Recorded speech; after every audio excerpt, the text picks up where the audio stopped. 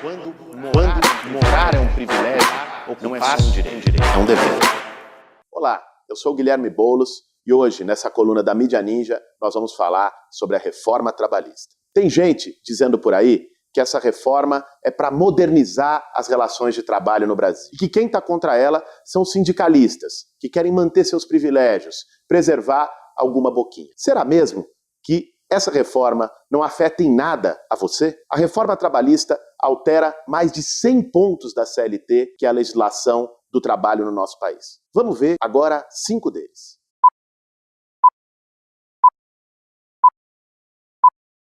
O primeiro ponto é o que eles chamam do negociado sobre o legislado. Colocam esse nome difícil exatamente para que ninguém entenda. Mas na prática, isso quer dizer que aquilo que o trabalhador negociar com a empresa vai valer mais do que o que está previsto na lei. Por exemplo, temas como a jornada de trabalho, a redução de salários e o parcelamento das férias vão poder entrar nesse balcão de negócios. No caso da jornada de trabalho, hoje a jornada máxima é de 8 horas.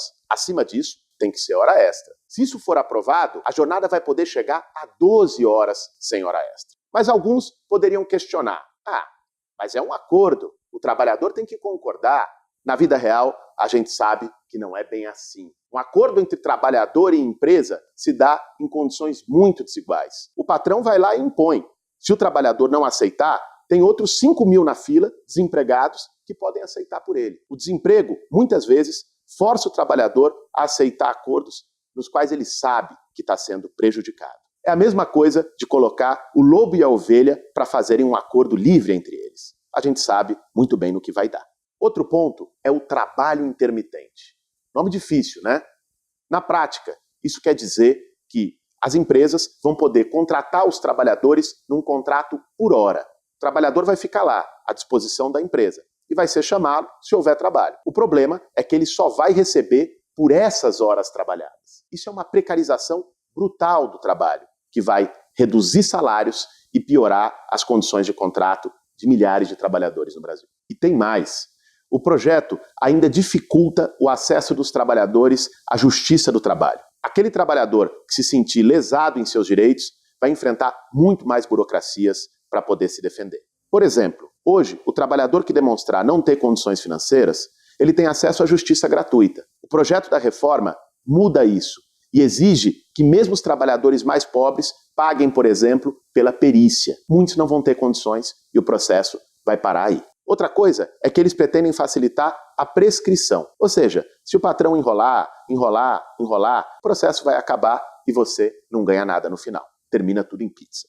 A reforma trabalhista mexe também com o direito das mulheres. São 2 pontos. Um deles é o padrão de vestimenta. Isso quer dizer que a empresa, o patrão, vão poder definir como os trabalhadores e as trabalhadoras vão se vestir dentro do local de trabalho. Não precisa muito para perceber que isso vai ser usado como forma de assédio moral, machista contra as mulheres. Se o chefe não gostar do decote, do tamanho da roupa, ele vai poder simplesmente chegar e proibir. O outro ponto faz lembrar as condições de trabalho do século XIX. O projeto autoriza mulheres grávidas a trabalharem em locais insalubres. Hoje, é claro, isso é expressamente proibido pela lei. Mas se o projeto for aprovado, com um simples atestado que pode ser dado pelo próprio médico da empresa, as grávidas podem ser obrigadas a trabalhar em ambientes totalmente inadequados, ambientes fechados, sem ventilação ou mesmo com produtos químicos perigosos. Para terminar, o projeto da reforma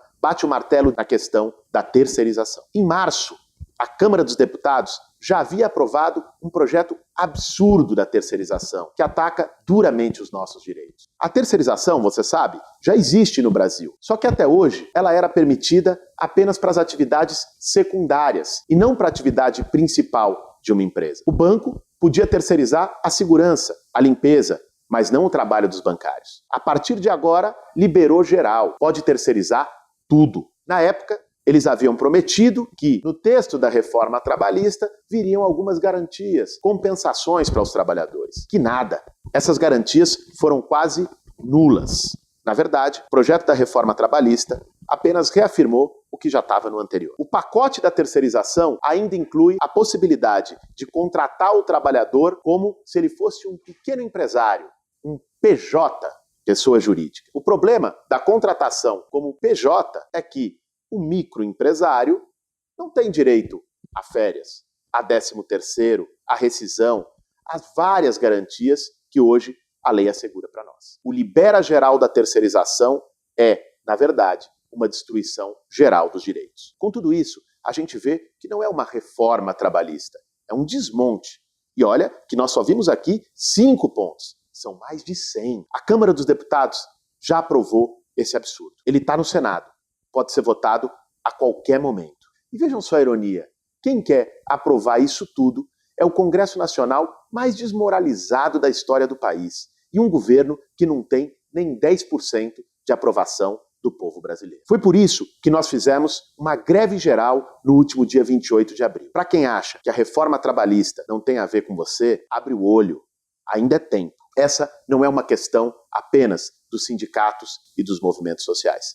Tem a ver com todos nós. Vamos às ruas. Não deixe que tire o seu direito.